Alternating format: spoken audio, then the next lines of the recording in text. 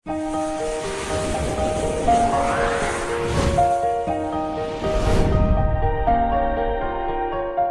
दोस्तों, स्वागत है आप सभी का एजुकेशन अड्डा 99 पे।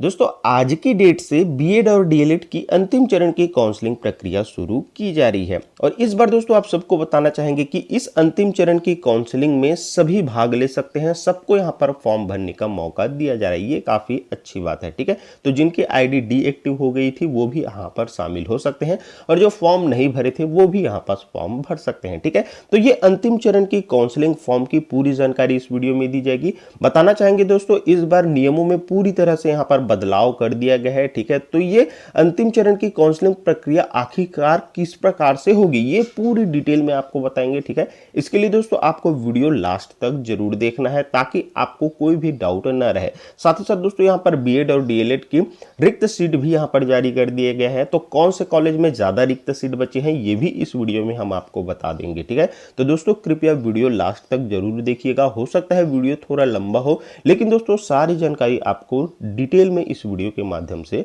बताई जाएगी, ठीक है। तो चलिए दोस्तों हम आज का अपने वीडियो स्टार्ट करते हैं।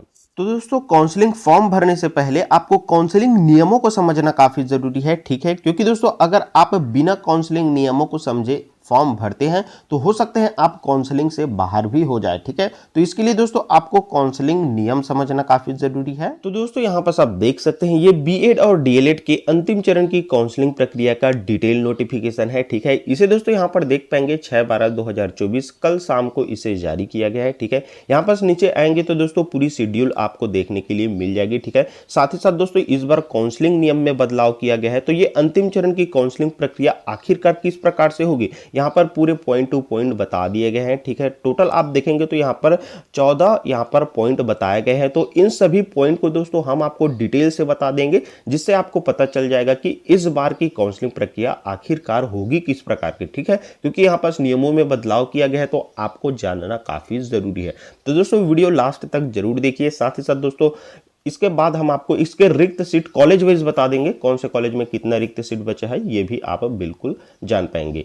तो दोस्तों यहाँ पर आप देख सकते हैं ये अंतिम चरण की काउंसलिंग प्रक्रिया का डिटेल नोटिफिकेशन है, ठीक है। यहाँ पर इसका विवरण आपको देखने के लिए मिल जाएगा और इसमें दोस्तों यहाँ पर सबसे फर्स्ट पॉइंट इस वाले में आप देख सकते हैं, इसमें बोला गया है कि दोस्तों पूर्व के चरणों में पंजीकृत अभ्यर्थी जिन्होंने किसी महाविद्यालय या संस्था में प्रवेश नहीं लिया वे निःशुल्क, ठीक है, यहाँ पर बिल्कुल फ्री में अपनी फॉर्म भर सकते हैं, चाहे आपकी आईडी एक्टिव हो चाहे इनएक्टिव हो, ठीक है। तो भी आप इसमें फॉर्म भर पाएंगे और एक बार आपको यहाँ पर महाविद्यालय का विकल्प चयन करने का मौका दिया जा रहा है और जो विद्यार्थी एक बार भी फॉर्म नहीं भरे हैं उन्हें भी दोस्तों यहाँ पर पंजीयन का मौका दिया जा रहा है, स्पष्ट रूप से आप देख पाएंगे, ठीक है। इसके लिए दोस्तों समय आज की डेट से यहाँ पर देख सकते हैं 10/12/2024 तक यहाँ पर दिया गया है, ठीक है। तो काउंसलिंग फॉर्म कैसे भरना है ये आपको भी बता देंगे, ठीक है। इसके बाद दोस्तों आप देख पाएंगे यहाँ पास ये अंतिम चरण की काउंसलिंग प्रक्रिया का पहला लिस्ट 12 को जारी किया जाएगा, फिर यहाँ पर 12 से लेकर 16 तक आप एडमिशन ले पाएंगे। फिर इसमें एक और लिस्ट जारी किया जाएगा 19/12 को, फिर यहाँ पर 19 से लेकर 20 तक आप एडमिशन ले पाएंगे। इसके बाद दोस्तों एक और लिस्ट जारी किया जाएगा आपका 23/12 को, ठीक है। फिर 23 से लेकर 24 तक आप इसमें एडमिशन ले सकते हैं। तो इस प्रकार से दोस्तों ये पूरी शेड्यूल है। अब आइए इनके पूरी नियम को हम समझते हैं, ठीक है, ताकि आपको इस बार की काउंसलिंग प्रक्रिया की पूरी जानकारी मिल सके। तो ध्यान से समझिएगा दोस्तों, इसमें डिटेल से हम आपको बता देंगे, ठीक है।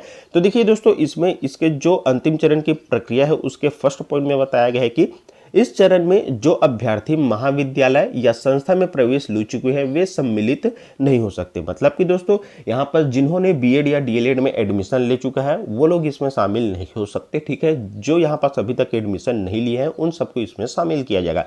सेकंड पॉइंट में दोस्तों यहाँ पर देख सकते हैं पूर्व के चरणों में जिन अभ्यर्थियों ने पंजीयन कराया था चाहे उनका पंजीयन एक्टिव हो चाहे इनएक्टिव हो, ध्यान से समझिएगा, वे निःशुल्क पुनः पंजीयन कर अंतिम चरण की प्रवेश प्रक्रिया में शामिल हो सकते हैं, ठीक है। तो यहाँ पर दोस्तों जो लोग पहले फॉर्म भरे थे, ठीक है, ऐसे विद्यार्थी जिन्होंने फर्स्ट या सेकंड काउंसलिंग में फॉर्म भरे थे वो दोस्तों यहाँ पर फिर से इसमें शामिल हो सकते हैं, चाहे आपकी आईडी एक्टिव हो या इनएक्टिव हो, इससे कोई मतलब नहीं है, ठीक है। आप इसमें शामिल हो सकते हैं।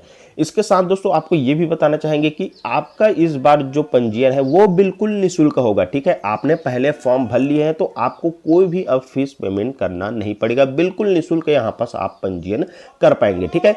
इसी के साथ दोस्तों जरा ये भी समझिएगा, यहाँ बोला गया है कि इस प्रक्रिया में शामिल होने के लिए पंजीयन करना आवश्यक होगा। पुराने पंजीयन के आधार पर प्रवेश की प्रक्रिया नहीं किया जाएगा। ठीक है, तो इस बार दोस्तों आपको फिर से पंजीयन करना होगा। ठीक है, आपके पुराने पंजीयन के आधार पर यहाँ पर प्रवेश की प्रक्रिया नहीं होगी, इस चीज का ध्यान रखेंगे। ठीक है, काफी लोगों का हमारे कल की वीडियो में यही कमेंट आ रहा था कि फिर से पंजीयन करना पड़ेगा या नहीं, तो यहाँ पर स्पष्ट रूप से लिखा गया है कि पुराने पंजीयन के आधार पर प्रवेश नहीं किया जाएगा, आपको फिर से पंजीयन करना होगा। ठीक है, लेकिन दोस्तों आपको बिल्कुल निःशुल्क पंजीयन करना होगा, इसमें कोई भी शुल्क आपको नहीं लगेगा, बिल्कुल निश्चिंत रहिएगा। ठीक है, इसके बाद दोस्तों यहाँ पर थर्ड पॉइंट देखिए, जिन अभ्यर्थियों ने प्री बीएड या प्री डीएलएड या बीए बीएड या बीएससी बीएड 2024 में बैठे थे परंतु पूर्व में पंजीयन नहीं कर पाए थे, वे निर्धारित राशि ऑनलाइन जमा करके पंजीयन करा सकते हैं। ठीक है, तो दोस्तों ऐसे विद्यार्थी होंगे जिन्होंने एक बार भी काउंसलिंग फॉर्म नहीं भरे हैं। ठीक है, उन लोगों को दोस्तों यहाँ पर निर्धारित जो शुल्क है उसे पेमेंट करके अपना पंजीयन कर सकते हैं। ठीक है, तो एक बार भी जो फॉर्म नहीं भर पाए हैं वो भी यहाँ पर फॉर्म भर सकते हैं। ठीक है, तो काफी लोग यही था कि हमने अभी तक फॉर्म नहीं भरे थे तो क्या सर हम इस बार शामिल हो सकते हैं, तो आपको जरूर बताना चाहेंगे आप भी यहाँ पर काउंसलिंग फॉर्म भर सकते हैं और इसमें शामिल हो सकते हैं। ठीक है, तो आप लोगों को भी यहाँ पर एडमिशन का जबरदस्त मौका दिया जा रहा है। ठीक है, इसके बाद दोस्तों यहाँ पर फोर्थ पॉइंट भी समझिएगा, रिक्त सीटों की जानकारी की वेबसाइट में महाविद्यालय वर्गवार जानकारी दिया गया है, इसका अवलोकन आप कर सकते हैं। ठीक है, हालांकि रिक्त सीट की जानकारी इसी वीडियो में हम आपको बता देंगे। ठीक है, बिल्कुल निश्चिंत रहिएगा, कौन से कॉलेज में कितना रिक्त सीट बचा है, किस कॉलेज में सबसे ज्यादा रिक्त सीट बचा है, ये पूरी डिटेल में आपको बता देंगे। ठीक है, ताकि आपको कौन से कॉलेज चयन करना है ये आपको अच्छे से समझ आ जाए। ठीक है, तो दोस्तों वीडियो लास्ट तक जरूर देखिए, अभी और भी नियम शर्त बचे हुए हैं। अगर आपको एडमिशन चाहिए तो कृपया पूरा देखिएगा। ठीक है, वीडियो को। अब दोस्तों देखिए यहाँ पर फिफ्थ पॉइंट में बताया गया है कि अभ्यर्थी रिक्त सीटों की जानकारी लेकर जिन महाविद्यालय में सीटें रिक्त है उनमें से एक का ही विकल्प चुनना होगा। ठीक है, यह प्रवेश का अंतिम अवसर है एवं एक ही महाविद्यालय संस्था का विकल्प दे सकते हैं, इस कारण महाविद्यालय का विकल्प सोच विचार कर ही करें। ठीक है, तो इसमें यही बोला गया है दोस्तों, यहाँ पास ये अंतिम चरण की काउंसलिंग प्रक्रिया है और इसमें केवल एक ही कॉलेज आपको चयन करना होगा। ठीक है, आप एक ही कॉलेज चयन कर सकते हैं, एक से ज्यादा कॉलेज चयन नहीं कर सकते, तो आपको सोच विचार करके ही चयन करना है, ये स्पष्ट रूप से यहाँ पास इस नियम में लिख दिया गया है। ठीक है, तो ध्यानपूर्वक आपको कॉलेज का चयन करना है, तो उसकी भी बारे में हम आपको बता देंगे कौन सा कॉलेज आपको चयन करना अच्छा रहेगा। ठीक है, इसके बाद दोस्तों अब देखिए यहाँ पास इस चरण के लिए उपरोक्तानुसार प्राप्त आवेदन के आधार पर ही 3 सूची जारी किया जाएगा। इसमें टोटल 3 मेरिट लिस्ट जारी किए जाएंगे, इसके बारे में हमने आपको अभी इसके शेड्यूल के माध्यम से बताया। ठीक है, महाविद्यालय आवंटन अभ्यर्थी का प्री टेस्ट के प्राप्तांक वर्ग एवं महाविद्यालय में उस वर्ग में रिक्त सीट एवं अभ्यर्थी द्वारा दिए गए विकल्प के आधार पर किया जाएगा। हालांकि इसी प्रकार से यहाँ पास पिछले भी काउंसलिंग प्रक्रियाएं हैं वो हुई है, उसी तरह से सेम इस बार भी यहाँ पर जो मेरिट सूची जारी किया जाएगा।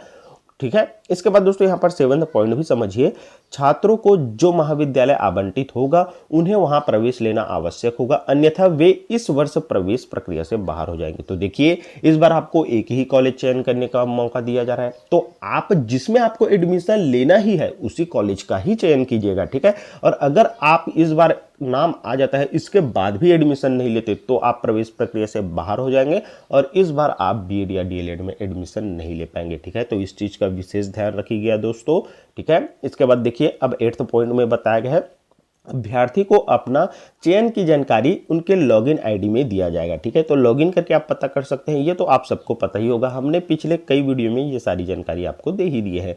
इस कारण निर्धारित तिथि में अपना लॉगिन आईडी अवश्य चेक करें तथा प्रवेश के लिए महाविद्यालय के कॉल का इंतजार न करें। प्रवेश हेतु 2 दिवस का ही समय दिया जा रहा है, तो इस कारण विलंब ना करें। ठीक है, तो इसमें वही बोला गया है कि अगर आपका नाम आ जाता है तो आप लेट ना कीजिए, अपने लॉगिन आईडी भी चेक करते रहिए। ठीक है, और आपको कॉलेज के कॉल का भी इंतजार नहीं करना है। ठीक है, आपका नाम आ गया है तो बिल्कुल आपको तुरंत जाना है अपने कॉलेज में और एडमिशन लेना है, क्योंकि इसमें मुश्किल से 2 ही दिनों का समय दिया जा रहा है, तो इस चीज का भी विशेष ध्यान आपको रखना है। ठीक है, इसके बाद दोस्तों 9वां पॉइंट जो आपके लिए काफी जरूरी है, सबसे ज्यादा इसी के बारे में यहाँ पर लोगों को कमेंट आता रहता है। ठीक है, तो इसमें दोस्तों यहाँ पर देखिए बोला गया है कि महाविद्यालय निर्धारित प्रवेश शुल्क की राशि लेकर चयनित छात्रों को प्रवेश देवे, यदि अतिरिक्त राशि ली जाती है तो इसकी लिखित शिकायत अभ्यर्थी अपने आईडी में जाकर आईडी के साथ परिषद द्वारा जारी हेल्पलाइन नंबर, देखिए यहाँ पास एक ईमेल भी दे दिया गया है, ठीक है, और यहाँ पास दो कॉन्टेक्ट नंबर भी दे दिया गया है, ठीक है।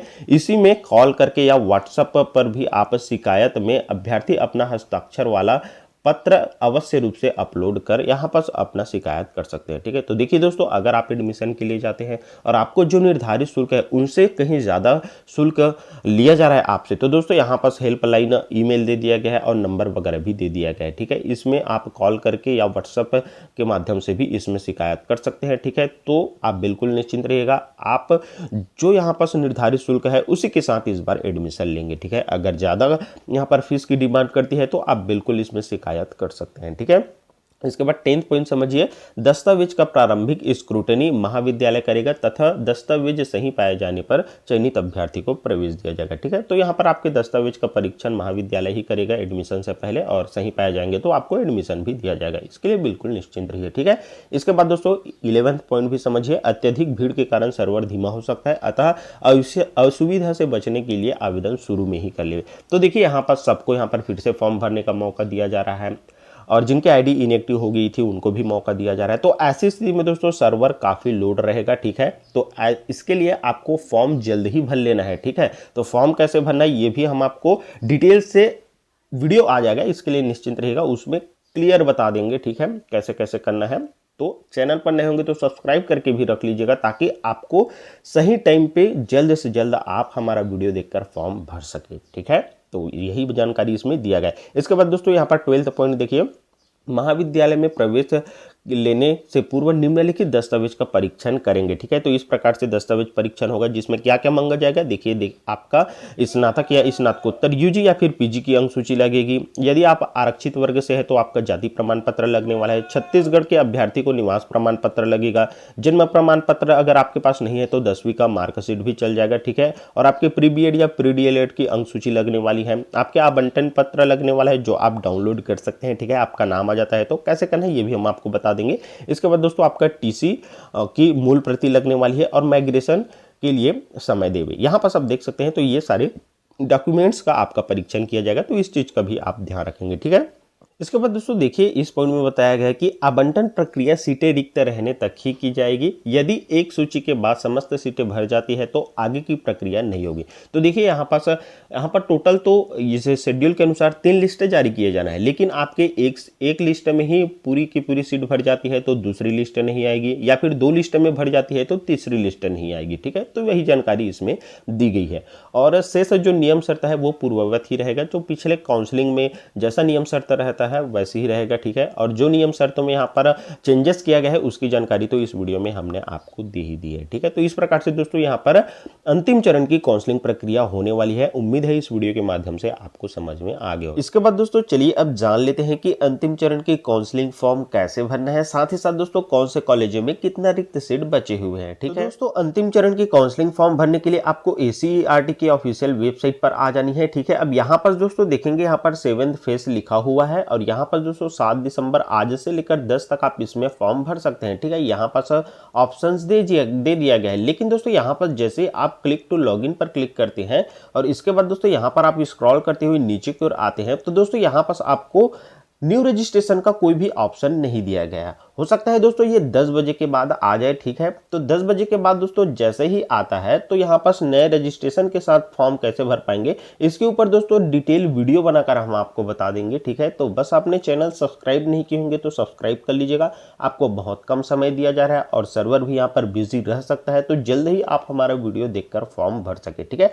अब दोस्तों रही बात रिक्त सीटों की, तो यहाँ पर दोस्तों देखेंगे लेटेस्ट न्यूज सेक्शन में रिक्त सीट जारी कर दिए गए हैं। सबसे पहले दोस्तों यहाँ पर डीएलएड की रिक्त सीट देख लेते हैं, ठीक है। यहाँ पर देख पाएंगे DElEd vacant seat after 6 round, ठीक है। तो 6th लिस्ट के बाद भी कितने रिक्त सीट बचे हैं वो देखने के लिए यहाँ पास क्लिक करके आप डाउनलोड कर सकते हैं। ये पीडीएफ हम आपको अपने टेलीग्राम ग्रुप में दे देंगे, वहां से आप प्राप्त कर सकते हैं, ठीक है। दोस्तों यहाँ पर देख सकते हैं वैकेंट सीट डिटेल 2024, लेकिन दोस्तों यहाँ पास थोड़ा सा ध्यान दीजिएगा, यहाँ पास प्रिंटिंग मिस्टेक है मेरे ख्याल से। यहाँ पर डेट 6 नवंबर 2024 लिखा हुआ है, जो कि दोस्तों यहाँ पर ये 6 दिसंबर 2024 से लिखा होना था, ठीक है। लेकिन दोस्तों ये जो लिस्ट है वो आपके 6th लिस्ट में एडमिशन के बाद जारी किए गए हैं वो लिस्ट है, ठीक है। तो यहाँ पर दोस्तों आप देख पाएंगे सबसे ज़्यादा रिक्त सीट अगर हम बात करें डीएलएड की, तो यहाँ पास शिव शक्ति इंस्टीट्यूट शिवरी नारायण खोरसी में है। ठीक है, इसमें टोटल 100 सीट था, जिनमें 43 सीट में एडमिशन हो गया है। और रिक्त सीट की अगर हम बात करें तो दोस्तों पूरे के पूरे यहाँ पर 57 रिक्त सीट बचे हुए हैं। ठीक है, तो काफी सारे रिक्त सीट इस कॉलेज में बचे हुए हैं। और यहाँ पर कैटेगरी वाइज भी देख सकते हैं, यूआर में दोस्तों आप देख सकते हैं 17 सीट बचे हैं, ओबीसी में 4 सीट बचे हैं। इसी के साथ दोस्तों यहाँ पास और कैटेगरी देखना चाहेंगे तो एससी में 6 सीट बचे हुए और एसटी में 18 सीट बचे हुए और यहाँ पर दोस्तों ओएस में 12 सीट बचे हुए। ठीक है, तो इस प्रकार से दोस्तों सभी कॉलेजों का आप पूरे कैटेगरी वाइज वर्गवार जान सकते हैं। ठीक है, इसके बाद दोस्तों यहाँ पास और भी कॉलेजों का नाम आप देख सकते हैं। और यहाँ पर दोस्तों जैसे इस कॉलेज में 35 सीट है, 23 सीट है, 24 सीट है, 18 सीट है।